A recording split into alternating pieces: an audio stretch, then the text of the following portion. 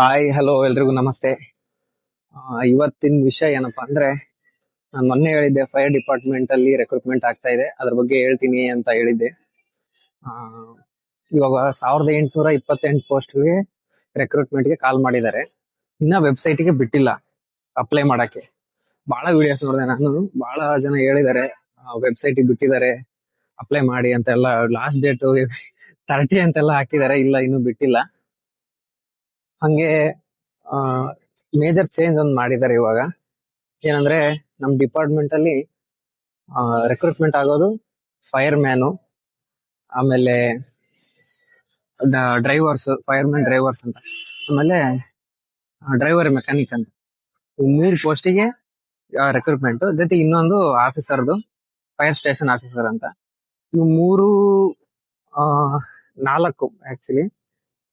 ಪೋಸ್ಟ್ಗಳಿಗೆ recruitment ಆಗ್ತಿದ್ದು. ಇನ್ನ ಯಾವುದೇ notification ಬಿಟ್ಟಿಲ್ಲ. ಆದ್ರೆ ಒಂದ್ ಮೇಜರ್ ಚೇಂಜ್ ಅನ್ನಲ್ಲ. ಏನಪ್ಪಾ ಅದು ಮೇಜರ್ ಚೇಂಜ್ ಅಂದ್ರೆ, fire man driver, fire fighter, driver mechanic, ಇವು 3 ಪೋಸ್ಟ್ ಮರ್ಜ್ ಮಾಡಿದ್ದಾರೆ. 3 ಪೋಸ್ಟ್ ಮರ್ಜ್ ಮಾಡಿ ಫೈರ್ ಆಪರೇಟರ್ ಅಂತ ಹೆಸರು ಕೊಟ್ಟಿರೋದು ಇವಾಗ. Fire man, fire man driver, ಹಂಗೆ ಡ್ರೈವರ್ ಮೆಕ್ಯಾನಿಕ್, ಇವು 3 ಮರ್ಜ್ ಮಾಡಿ 3ಕ್ಕೂ ಒಂದೇ ಬೇಸಿಕ್ ಇಟ್ಟಿರೋದು. 37,500 3ಕ್ಕೂ ಒಂದೇ ಬೇಸಿಕ್ ಕೊಟ್ಟು ಫೈರ್ ಆಪರೇಟರ್ ಅಂತ ಒಂದು ಪೋಸ್ಟ್ ಕ್ರಿಯೇಟ್ ಮಾಡಿದ್ದಾರೆ ಇವಾಗ ಅಪ್ಲೈ ಮಾಡಿದವರೆಲ್ರು ಏನಪ್ಪಾ ಅಂದ್ರೆ, ಎಲ್ರಿಗೂ ಹೆವಿ ಡ್ರೈವಿಂಗ್ ಲೈಸೆನ್ಸ್ ಇರಬೇಕು. ಸ್ವಲ್ಪ ಯಾರಿಗಿಲ್ಲ ಅವ್ರಿಗೆ ಬೇಜಾರಾಗ್ಬೋದು, ಇವಾಗ ಅದೇ ಮಾಡಿರೋದು. ಯಾಕಂದ್ರೆ ಫೈರ್ ಮ್ಯಾನ್ ಡ್ರೈವರ್ಗಳಿಗೆ ಹಂಗೆ ಫೈರ್ ಮ್ಯಾನ್ಗಳಿಗೆ ಬೇಸಿಕ್ ಸ್ಯಾಲ್ರಿ ತುಂಬಾ ಡಿಫರೆನ್ಸ್ ಇತ್ತು. ಇಬ್ರಿಗೂ ಸ್ಯಾಲ್ರಿ ಡಿಫರೆನ್ಸ್ 6-7 ಸಾವಿರ ಡಿಫರೆನ್ಸ್ ಆಗೋದು. ಹಂಗಾಗಿ ಸ್ವಲ್ಪ ಅವರು ಅಪ್ಲೈ ಮಾಡೋರು, ಅಂದ್ರೆ ಫೈರ್ ಮ್ಯಾನ್ಗಳೆಲ್ಲ ಅಪ್ಲೈ ಮಾಡೋರು, ನಮ್ಗೆ ಯಾಕೆ ಕಮ್ಮಿ ಸ್ಯಾಲ್ರಿ, ಅವ್ರಿಗೆ ಯಾಕೆ ಜಾಸ್ತಿ, ಅವ್ರು ಮಾಡೋ ಡ್ಯೂಟಿ ಕಡಿಮೆ ಅನ್ನೋ ತರ ಇವ್ರು ಹೇಳೋದು. ಇಲ್ಲ ನಾವು ಮಾಡೋದು ನಮ್ ಜವಾಬ್ದಾರಿ ಜಾಸ್ತಿ ಅಂತ ಅವ್ರು ಹಾಕೋದು. ಈ ತರ ತುಂಬಾ ಅಪ್ಲಿಕೇಶನ್ಸ್ ಗಳು ಹೋಗ್ತಾ ಇದ್ದಿದ್ರಿಂದ ಡಿಪಾರ್ಟ್ಮೆಂಟ್ DIG ಅವರೆಲ್ಲ ಮಾತಾಡ್ಕೊಂಡು 3 ಪೋಸ್ಟ್ಗಳನ್ನ ಮರ್ಜ್ ಮಾಡ್ಕೊಂಡು ಒಂದ್ ಪೋಸ್ಟ್ ಕ್ರಿಯೇಟ್ ಮಾಡೋಣ ಅಂತ ಮಾಡಿದ್ದು, ಫೈರ್ ಆಪರೇಟರ್ ಅಂತ. ಈಗ 3 ಪೋಸ್ಟ್ಗಳನ್ನ ಮರ್ಜ್ ಮಾಡಿ 37,500 ಬೇಸಿಕ್ಗೆ ಫೈರ್ ಆಪರೇಟರ್ ಅಂತ ಒಂದ್ ಪೋಸ್ಟ್ ಕ್ರಿಯೇಟ್ ಮಾಡಿದ್ದಾರೆ. ಇವಾಗ ಯಾರು ಅಪ್ಲೈ ಮಾಡಿದ್ರು ಎಲ್ರಿಗೂ ಹೆವಿ ಡ್ರೈವಿಂಗ್ ಲೈಸೆನ್ಸ್ ಇರ್ಲೇಬೇಕು, ಅದ್ ಕಂಪಲ್ಸರಿ ಅಂತ ಕೇಳ್ತಾರೆ ಎಲ್ರು. ಇನ್ಮೇಲೆ ನಾವೆಲ್ರು ಅಪಾಯಿಂಟ್ ಆದಾಗ SLC ಮೇಲೆ ನಾವು ಅಪಾಯಿಂಟ್ ಆಗಿದ್ದು. ನಮ್ಗೇನು ಎಕ್ಸಾಮ್ ಇರ್ಲಿಲ್ಲ, ಬಟ್ ಇನ್ಮೇಲೆ ಎಕ್ಸಾಮ್ ಇದೆ. ಎಲ್ರು ಚೆನ್ನಾಗಿ ಪ್ರಿಪೇರ್ ಆಗಿ. ಆಮೇಲೆ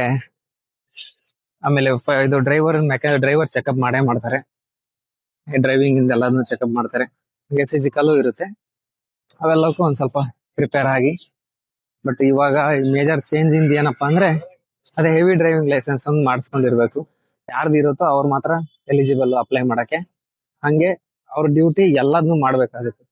ಡ್ರೈವರ್ ಕೆಲಸನೂ ಮಾಡ್ಬೇಕು, ಹಂಗೇನೆ ಮೆನ್ ಕೆಲಸನೂ ಮಾಡ್ಬೇಕು. ಅದ್ ಮಾಡಲ್ಲ ಇದ್ ಮಾಡಲ್ಲ ಅನ್ನೋ ತರ ಇರಲ್ಲ, ಅವ್ರಿಗೆ ಎಲ್ಲಾ ಜವಾಬ್ದಾರಿನೂ ಕೊಟ್ಟಿರ್ತಾರೆ. ಇದು ಮ್ಯಾಟ್ರ್ ಒಂದು. ಇನ್ನೊಂದ್ ಏನಪ್ಪಾ ಅಂದ್ರೆ, ಹಂಗೆ ಹುಡುಗಿರ್ ಕೂಡ ಅಪ್ಲೈ ಮಾಡ್ಬೋದು ಅಂತ ಹೇಳಿದ್ವಿ. ಹುಡುಗಿರಿಗೆ ಏನು ಹೆವಿ ಡ್ರೈವಿಂಗ್ ಲೈಸೆನ್ಸ್ ಕಂಪಲ್ಸರಿನಾ ಇಲ್ವಾ ಅಂತ ಗೊತ್ತಿಲ್ಲ, ಬಟ್ ಫೈರ್ ಆಪರೇಟರ್ ಅಂತ ಒಂದು ಪೋಸ್ಟ್ ಕ್ರಿಯೇಟ್ ಮಾಡಿದ್ದಾರೆ ಅಂತ ಮಾತ್ರ ಗೊತ್ತು. ಅವ್ರಿಗೂ ಈ ಹೆವಿ ಡ್ರೈವಿಂಗ್ ಲೈಸೆನ್ಸ್ ಇರ್ಲೇಬೇಕು ಅಂತ ಅದ್ರ ಬಗ್ಗೆ ನನ್ಗೇನು ಕ್ಲಾರಿಟಿ ಗೊತ್ತಿಲ್ಲ. ನೋಟಿಫಿಕೇಶನ್ ಬಂದಿದ್ದು ಡಿಪಾರ್ಟ್ಮೆಂಟ್ ಇಂದ ಒಂದು ನೋಟಿಸ್ ಬಂದಿದ್ದು ಒಂದೇ, ಅದ್ರಲ್ಲಿ ಇದ್ದಿದ್ದು ಇಷ್ಟೇ ಮ್ಯಾಟ್ರು.